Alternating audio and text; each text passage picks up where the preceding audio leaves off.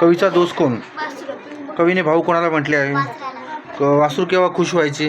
कोळे कोळे गवत आणि गवत खायला आणायचे तेव्हा.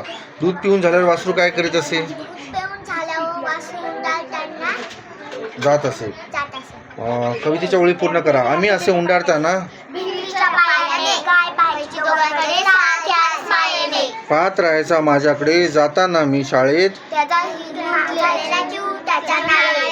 आज जेव्हा पाहतो मी भावाचे फाट फाडताना दोस्त माझा आठवत राहतो अंग माझे चाटताना. यमक जुळणारे शब्द. पिऊ पिऊ, भाऊ भाऊ, पायाने, माय, शाळेत, शाळेत, उंडारला, उंडाळला, साठायचा, वाटायचा,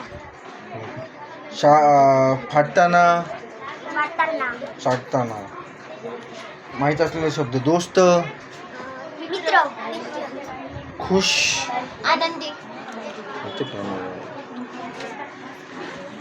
बाप, वडील, शाळा. विद्यालय. वाक्यात उपयोग करा. गुबगुबीत होणे. मी